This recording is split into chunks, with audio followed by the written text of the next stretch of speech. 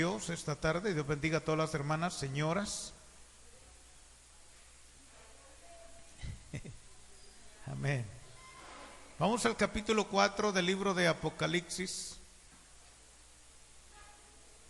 Libro de Apocalipsis, capítulo 4. Quiero felicitar a los hermanos señores que están aquí también apoyando a las hermanas señoras. Y yo creo que a partir de este día, hermanos, hay que poner los pies bien juntos y bien puestos. Ya nos metimos al mes que inquieta a varios, ¿no? Amén. Hay quienes piden vacaciones por este mes y vienen hasta el otro mes. Tengan mucho cuidado, hermanos. Amén. Tengan mucho cuidado. Yo estoy en deuda con ustedes, ojalá que la pueda cumplir. Les digo porque apenas tengo unos, 700 y un poquito más de días de estar con ustedes. Y en ese tiempo yo he visto que algunos todavía tienen muy metida en la cabeza la Navidad. Y eso es solamente de los católicos.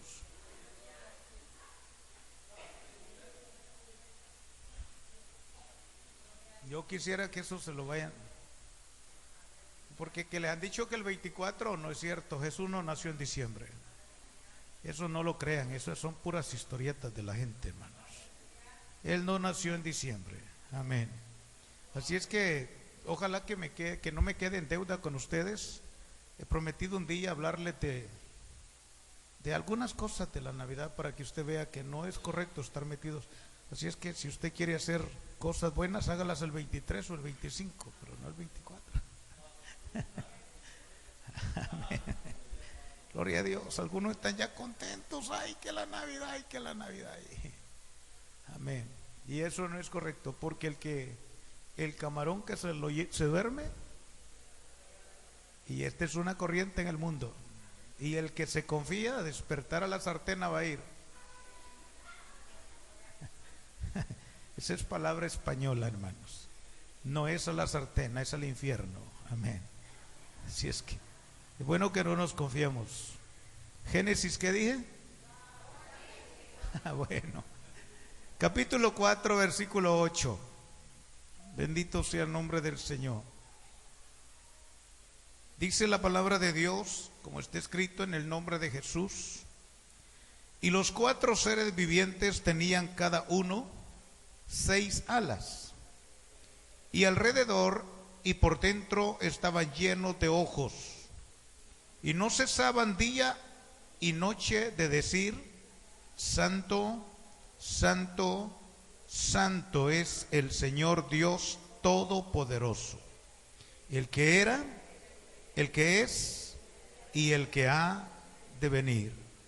Y siempre que aquellos seres vivientes dan gloria y honra y acción de gracias al que está sentado en el trono, al que vive por los siglos de los siglos, los 24 ancianos se postran delante del que está sentado en el trono y adoran al que vive por los siglos de los siglos, y echan sus coronas delante del trono diciendo: Señor, digno eres de recibir la gloria y la honra y el poder, porque tú creaste todas las cosas y por tu voluntad existen y fueron creadas. Señor, te damos gracias en esta tarde, porque tú eres bueno, Señor, tú eres maravilloso, tú eres digno, Señor, de recibir toda la honra y toda la gloria. Esta tarde, Señor, quiero darte las muchas gracias por permitirme leer tu palabra y estar con este grupo de hermanos que nos hemos congregado, Señor, para poder beneficiarnos a través de la lectura de tu palabra. Muchas gracias, Señor, bendice a cada uno. Esperamos que sea de edificación, de bendición, y que la lectura de tu palabra esta tarde nos ayude. En el nombre de Jesús, muchas gracias. Toma control de nuestras vidas y ayúdanos en el nombre de Jesús. Amén. Siéntese, por favor, hermano.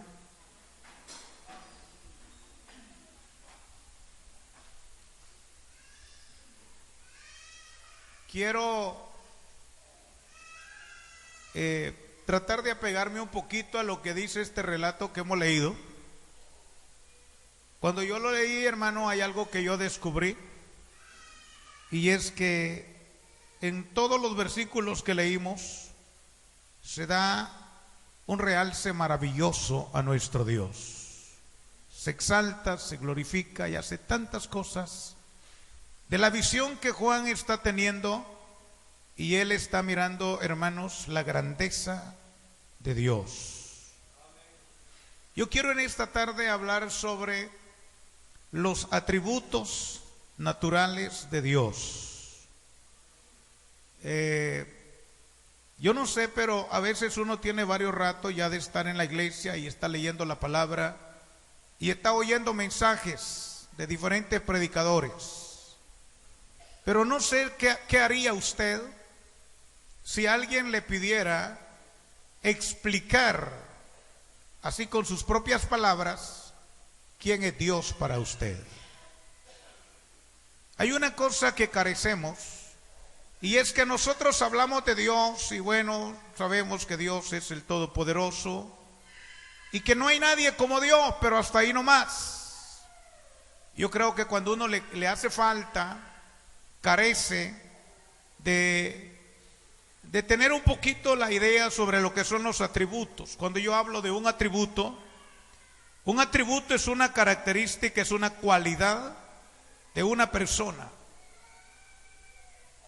Entonces, cuando hablamos de los atributos de Dios, estamos hablando de las características de Dios, de las cualidades de Dios.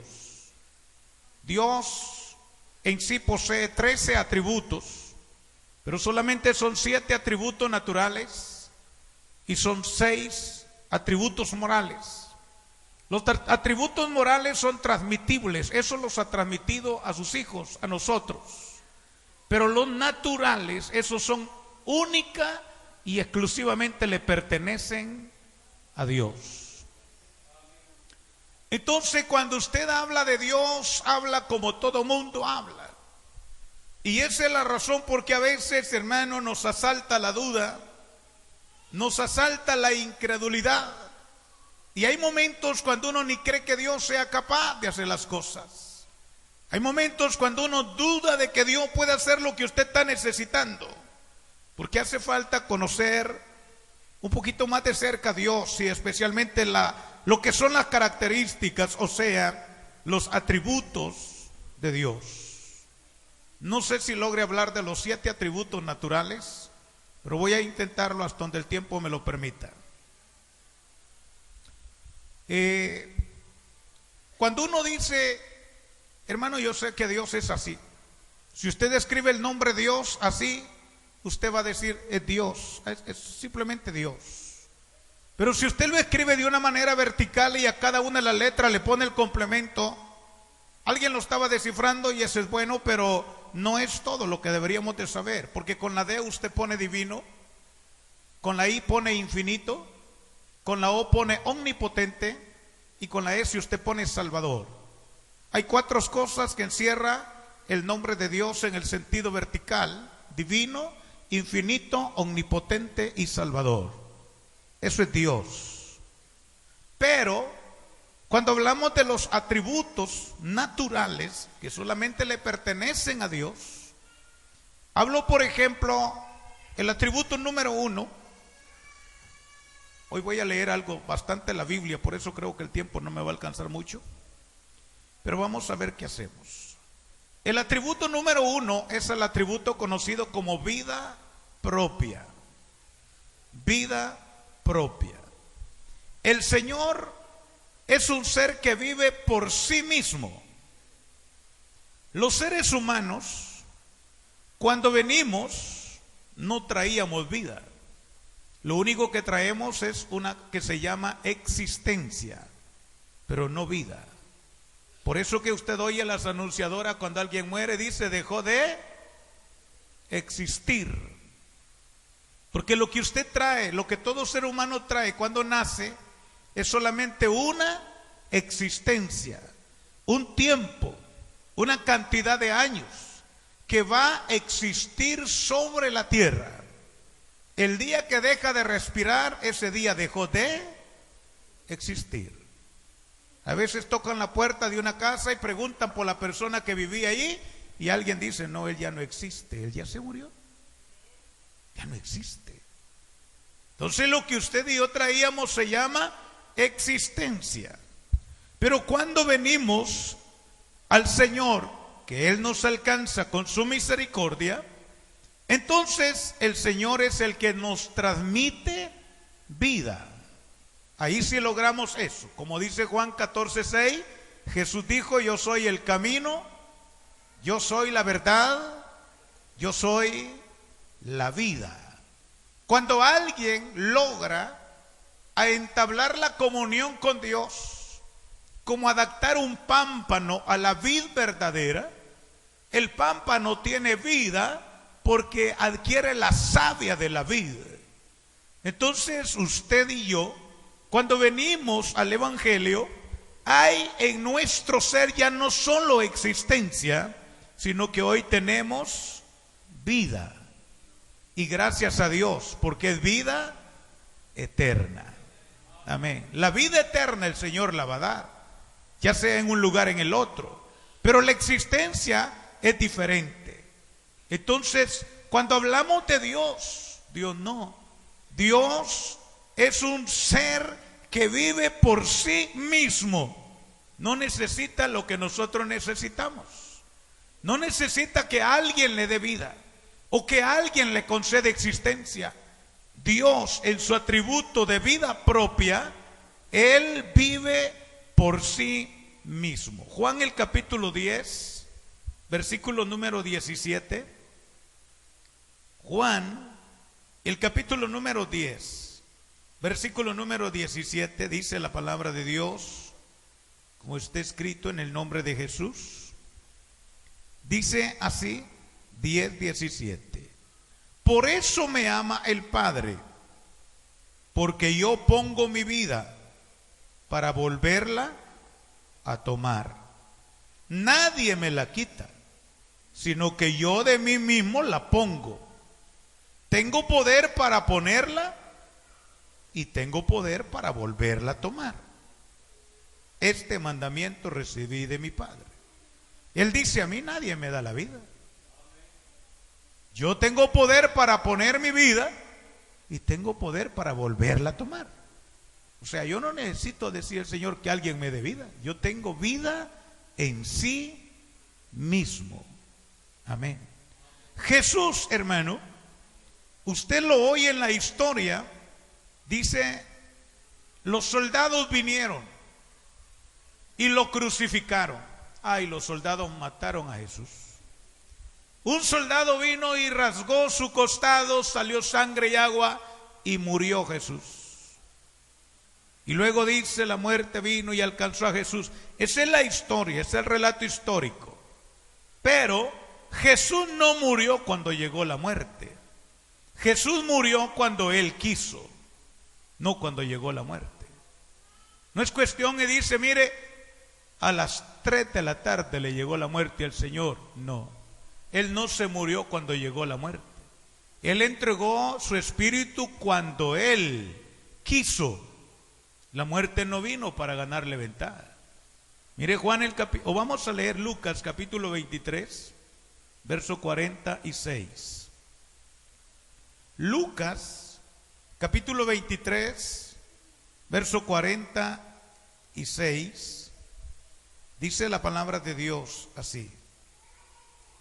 23:46. Entonces Jesús, clamando a gran voz, dijo: Padre, en tus manos encomiendo mi espíritu. Y habiendo dicho esto, expiró. Él fue el que entregó el espíritu, nadie se lo está quitando.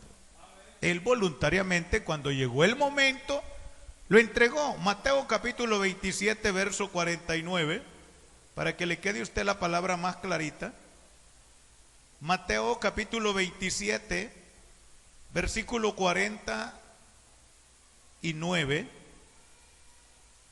Usted dirá, mire, a él no le quitaron el espíritu, voluntariamente Él lo entregó. Dice el verso 49.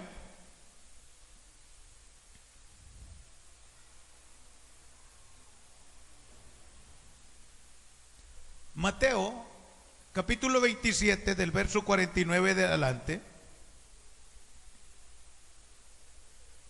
O vamos a leer hasta el versículo 50. Pero los otros decían: deja, veamos si viene Elías a librarle. Mas Jesús, habiendo otra vez clamado a gran voz, ¿qué dice? Entregó el Espíritu.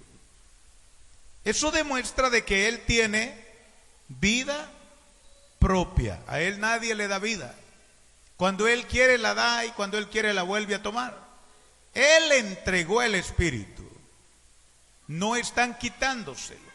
Él en su momento lo está entregando. Entonces, hermano, eso significa que ese Dios que usted y yo tenemos es un Dios que tiene vida propia. Nadie le está dando vida. Ese es el Dios que nosotros tenemos. Eso es solo para que usted comience a entrar en la esfera que yo quiero que entremos, para que usted ya no tenga duda quién es su Dios. El atributo número 2 es eternidad. Eternidad. Solamente hemos oído a veces decir: ay, Dios eterno, Dios aquí, pero yo quiero que tenga las citas para que usted lo pueda probar que es eterno. Génesis capítulo 21, versículo número 33. Hoy vamos a ir un poquito calmadito porque vamos a leer la palabra. Génesis capítulo 21, versículo 33. Y plantó Abraham un árbol tamarisco en Beerseba, e invocó allí el nombre del Señor, Dios eterno. Dios, yo sé que nadie duda que Dios es eterno. Yo sé que ustedes eso lo saben ya rato, pero si yo les pregunto a ustedes, denme 3 citas más donde diga que Dios es eterno. Eso es lo que no tenemos a mano. Eso es lo que no lo tenemos ahí cerquitita. Yo quiero que sí, de vez en cuando leer la Biblia para probar qué clase de Dios es el que tenemos. Isaías capítulo número 40, verso 28. Isaías 40, verso número 28. Dice la palabra de Dios: ¿no has sabido, no has oído que el Dios eterno es el Señor, el cual creó los confines de la tierra? No desfallece ni se fatiga con cansancio, y su entendimiento no hay quien lo alcance. Nuestro Dios es un Dios eterno. Lo que yo estoy buscando es que conozcamos la grandeza de Dios. Jeremías capítulo 10, verso 10. Sígame porque voy a ir algo rápido. Jeremías 10:10. Mas el Señor es el Dios verdadero, es el Dios vivo y Rey eterno. Él es eterno. Y hay un versículo que le puede servir a usted cuando hable con los señores de otras denominaciones, cuando hable con personas de otra congregación que cree diferente a usted. Hebreos capítulo 7, versículo número 3. Este versículo es bien importante que usted lo tenga de memoria para aquellos que tratan de dividir a Dios en 3 personas. Este versículo ayuda en eso. Dice el versículo número 3 de Hebreos capítulo 7, hablando de Jesús en una manera figurada, señalando al sacerdote Melquisedec, pero en una figura hablando de Dios. Dice: sin padre, sin madre, sin genealogía, que ni tiene principio de días ni fin de vida, sino hecho semejante al Hijo de Dios, permanece sacerdote para siempre. Descarta lo que dicen los católicos. Los católicos hablan de la madre de Dios. Dios no tiene mamá. Los religiosos hablan del Padre de Dios. Dios no tiene papá. Aquí dice, sin padre, sin madre, sin genealogía, que ni tiene principio de días, ni fin de vida. Cuando alguien habla de Dios como hijo, y que dicen que ese hijo nació desde el principio, porque Él también es eterno, son las dos palabras que se contradicen. Si es hijo, no puede ser eterno. Y si es eterno, no puede ser hijo. Entonces, por eso que aquí el escritor a los hebreos dice, sin padre, sin madre, no tiene principio de días, ni fin de vida. Él permanece para siempre. Él es eterno. Muy bien. Ese es el Dios de nosotros. Un Dios que tiene como atributo natural eternidad. Para Él no hay final. Para Él no hay principio. Él es eterno. Atributo número 3, aquello que nosotros lo conocemos muy bien, y es lo que llamamos unicidad. Nosotros creemos en la unicidad de Dios. ¿Qué es unicidad? Es calidad de único o único en calidad. Ese término solo se puede aplicar a Dios y a nadie más. Él es único. Él es calidad de único. Génesis, y aquí hay unos versículos que yo quiero que usted lo note y también le van a servir cuando tenga que hablar con algunos religiosos. Aquellos que creen que desde el principio está el Padre, está el Hijo y el Espíritu Santo. Génesis 1:27 dice, en el principio creó Dios al hombre. No dice que lo crearon, dice que lo creó, hablando de que Él es solo, Él es único. En las leyes, en Éxodo 23 dice, no tendrá dioses ajenos delante de mí. No dice delante de nosotros. Dice, no tendrá dioses ajenos delante de mí. Si hubiese sido más de uno, si fueran 2, como dicen los testigos, o si fueran 3, como dicen otra persona, el Señor hubiera dicho en la ley, no tendrán dioses ajenos delante de nosotros. Pero Él no dijo delante de nosotros. Él dijo, no tendrá dioses ajenos delante de mí. Es decir, que Él es único. Y en Deuteronomio 6:4 y Marcos 12:29, los dos versículos señalando lo mismo dicen, oye Israel, el Señor nuestro Dios, el Señor uno es. Entonces, ¿qué significa? Que Dios es único. Una característica natural de Dios es que Él es único. No hay 2, no hay 3. Hay solamente uno. Amén. Ahí los tiene esos 4 versículos para cuando usted quiera probarle a algún familiar, a algún amigo, que Dios es uno. Génesis 1:27, Éxodo 23, Deuteronomio 6:4 y Marcos 12:29. El Señor uno es. El atributo número 4 es la inmutabilidad. Es decir, que Dios no cambia. El Señor posee un atributo que se conoce como la inmutabilidad. Es decir, que Él no cambia. Él es el mismo todos los días, todo el tiempo. En Zacarías capítulo 8, versículo 14, hay una profecía que yo estaba leyendo una noche de estas. Zacarías capítulo número 14, capítulo 8, versículo 14, Dice la palabra de Dios así. Estos libros cuesta ya los un poquito, hermanos.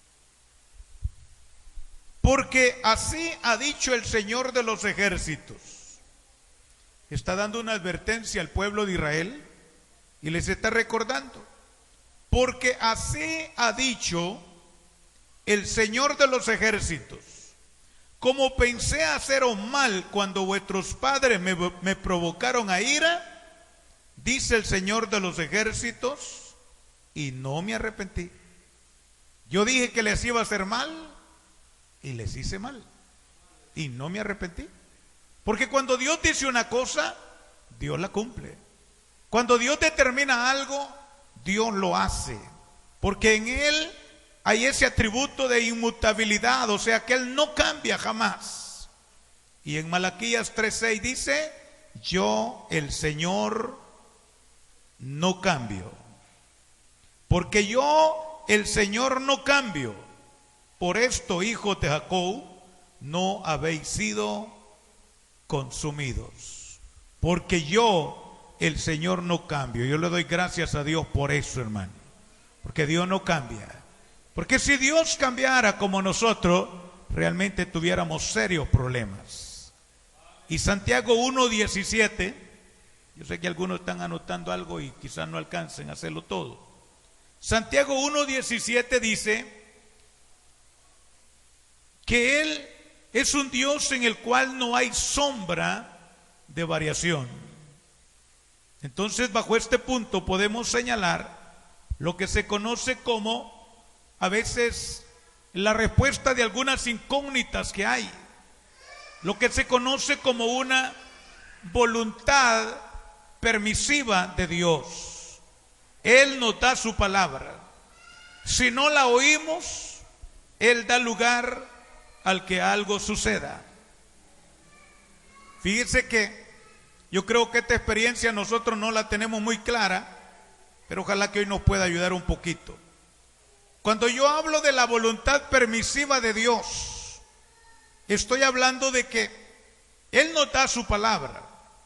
Si no la oímos, allí sucede lo que nosotros decimos, ¿qué me está pasando? Lo que el Señor hace es darle lugar al diablo, para que el diablo nos pegue una enderezadita y después sí nosotros le oímos. Esto no se conoce como que Dios hace el mal, no lo interpretemos así. En lo que es la inmutabilidad, es decir, que Dios no cambia, no tiene una opinión un día y otro día otra opinión. Entonces, si nosotros no le oímos o no le obedecemos su palabra, Él sencillamente le hace una ceñita al diablo, porque el diablo, aunque usted lo conoce como diablo y es el enemigo de todos y nadie quiere saber de él, pero yo quiero decirles, hermano, desde que el Señor lo amenazó en el desierto, desde ese día el diablo no hace otra cosa más que servirle a Dios también. Él también le sirve a Dios. Porque Mateo capítulo 4, versículo número 10, el Señor le dijo, escrito está, al Señor tu Dios adorarás y a Él solo servirás. ¿Cómo es que el diablo le sirve a Dios? ¿Cómo es que le sirve? ¿Usted no se ha preguntado alguna vez?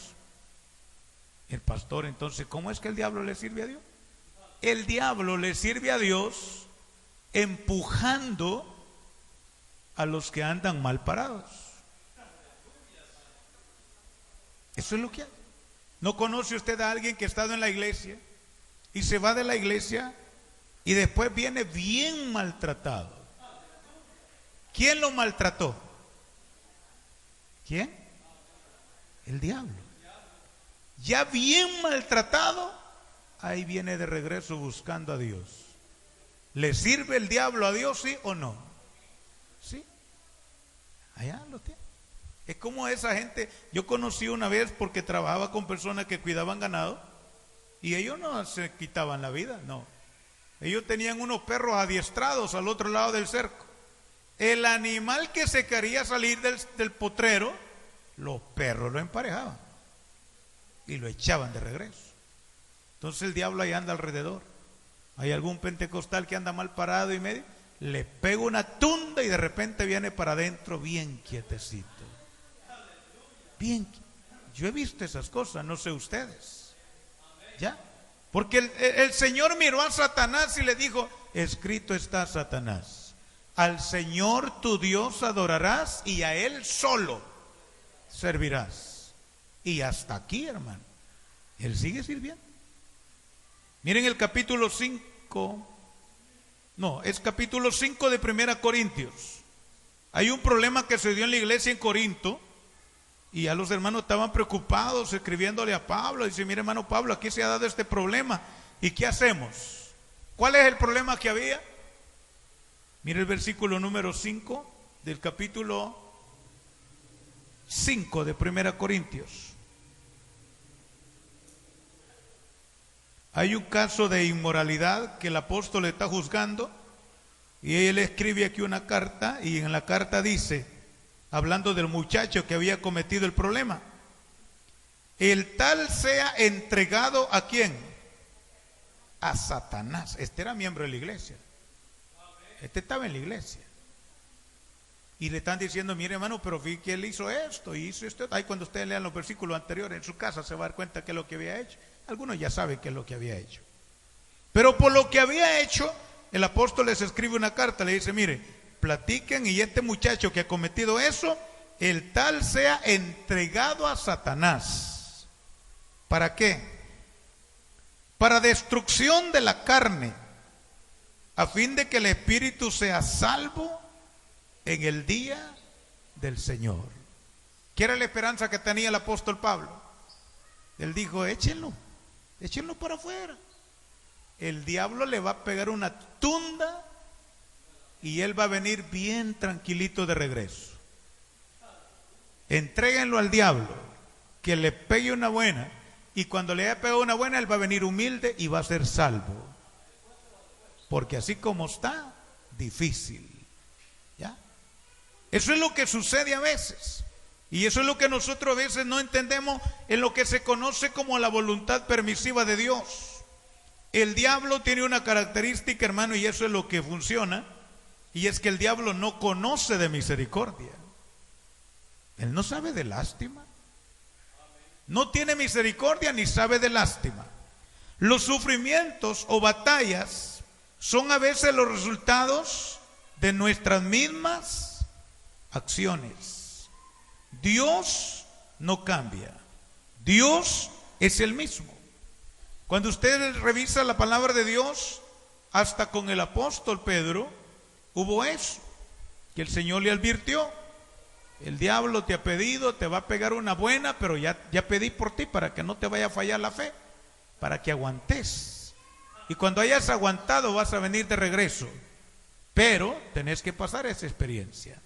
Entonces, en el atributo del Señor, que se conoce como la inmutabilidad, que no cambia, hermano, Él es bueno, Él tiene gran misericordia y Él nos ayuda a nosotros por su gran amor, porque nos amó ayer, nos ama hoy y nos va a amar mañana. Bendito sea Dios por eso. No desconfíe del amor de Dios, hermano. Ese es el Dios que usted tiene, ese es el Dios que yo tengo. Es un Dios que le amó el año pasado, le amó este año y le va a amar el año que viene. Porque Dios no cambia. Él es el mismo. Voy a tratar de ver el último atributo, no lo voy a ver todos. Voy a ver el último y es el atributo de omnipresencia. ¿Qué es omnipresencia? Es que Dios está en todo lugar. Es decir, Él es omnipresente. Él está en todo lugar.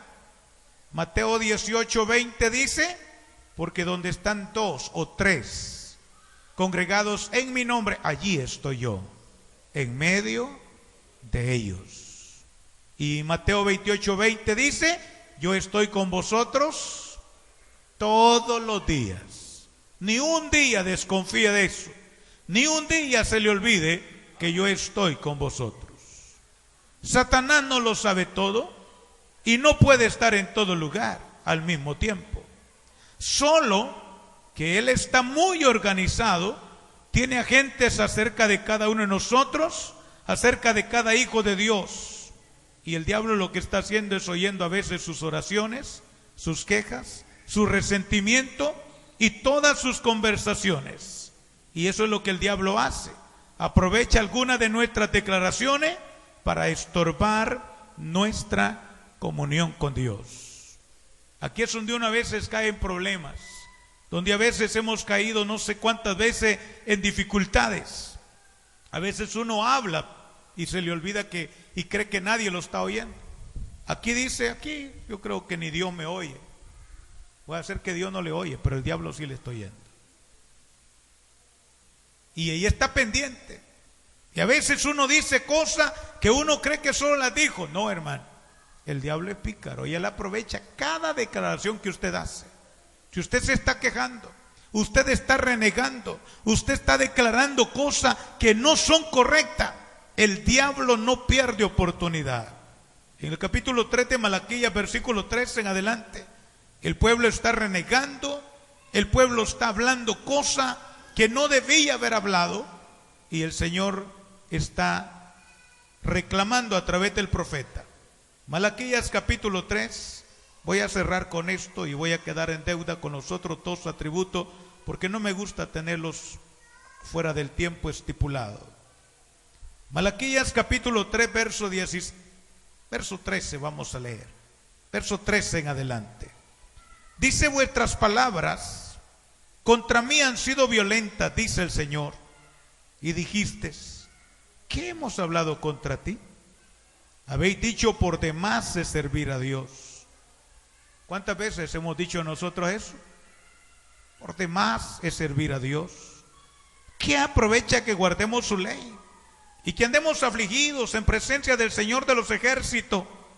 Decimos pues ahora: bienaventurados son los soberbios y los que hacen impiedad. No solo son prosperados, sino que tentaron a Dios y escaparon. Entonces los que temían al Señor hablaron cada uno a su compañero, y el Señor escuchó y oyó, y fue escrito libro de memoria delante de él para los que temen al Señor y para los que piensan en su nombre. Qué bonito. Eso es lo que uno tiene que tener mucho cuidado, porque en Dios está ese atributo de omnipresente, es decir, que Dios está en todas partes. Dios está en todo lugar. Lo que uno puede decir por ahí, lo que uno puede hablar fuera del templo, lo que uno puede hablar en comentarios con otra persona, el Señor lo está oyendo. Él lo está escuchando. Y de repente salen los problemas en la vida de uno. Y de repente salen las dificultades. Y uno dice: ¿pero qué pasó? ¿Pero qué sucede? Hermano, lo que sucede es que a veces hablamos y en lo que hablamos ofendemos a Dios. Hemos de tener cuidado. El Dios que usted tiene, el Dios que todos nosotros tenemos, es un Dios que es omnipresente. Él está en todas partes al mismo tiempo. Para Él no hay limitaciones, para Él no hay linderos. Él está con sus hijos todos los días. Amén. Todos los días.